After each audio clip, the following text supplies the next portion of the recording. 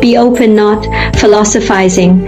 If you observe, you will have a very definite mental setup towards the people you live with every day. You will practically know all the dialogues that might happen between you and them. You will know exactly that if you start the conversation in a particular way, in just what way the other person will respond. If you start the dialogue in another way, you will know exactly how the other person's response will change. You have a virtual script of all the possible everyday dialogues in your head. Only if someone comes up with a new dialogue or behavior are you a little shaken or disturbed, and you don't know how to answer or react. Those are the only few minutes you start wondering about how to respond. Otherwise, you know the dialogue for the whole day. You know how it should start, when it will take a turn, and how it will end. It is a dead dialogue. There is no life in it. The problem is that we have all practically become philosophers. We don't understand that life is not philosophy. It is spontaneous, flowing energy.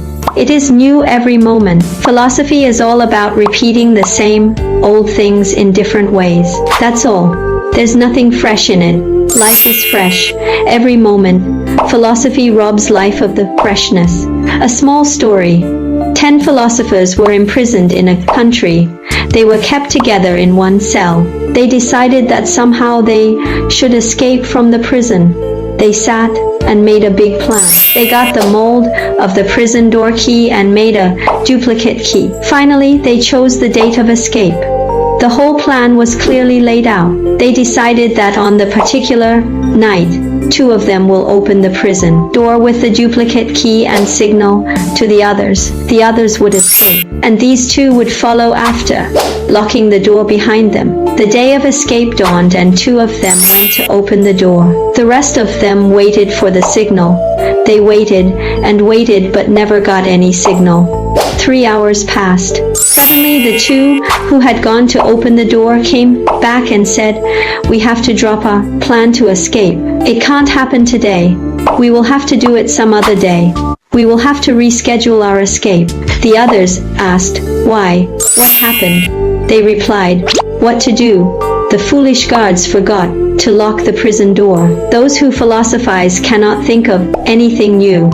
It has to be the same old mental setup. If there is some change or some new situation, they cannot think creatively to deal with it because they are not open. They are like a closed circuit.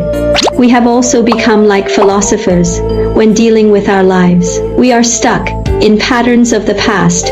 We are never in the moment. If anything new happens, we are at a loss. The person who experiences the ever-living presence experiences life in its freshness. He is also the one who is open and available. He constantly experiences the oneness with everything around him.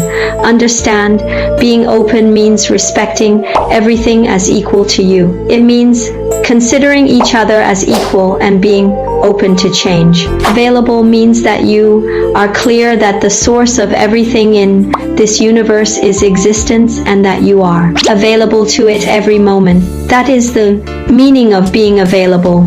It is recognizing the profundity of existence of which all things are part. If you are open and available, you are no more a philosopher. You are ready to open up to life with love, with philosophy.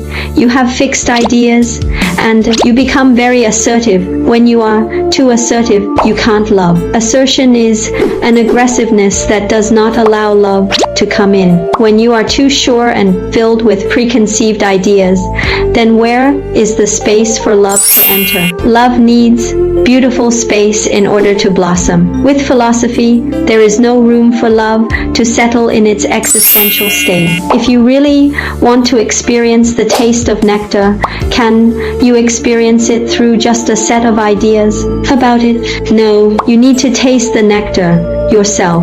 Give it some space. Allow it to fill you and settle in its existential state. Only then you will know its taste. In the same way, to experience love, Just a few ideas alone will not help. You need to allow it to grow in its existential state in your inner space. Then you will know it. Allow it to happen in your heart, not in the head. Decide to be with the heart. Then it will grow and happen. What was once a failure within the head can become a success within the heart. Love is really a success of the heart that every individual should experience. It is easy to stay in the head. It is, after all, a mundane and familiar intellect. It requires courage to come down to the heart, because with the heart nothing is familiar, everything is fresh. At the head level you have a solid identity and familiar patterns. At the heart level there is no identity, no pattern. It is an open space. To enter into it, you need tremendous courage. That is why love is fearsome for many people. It is an unfamiliar zone. With the head, there is comfortable familiarity. Living enlightenment. Bhagavan Nithyananda Paramashiva.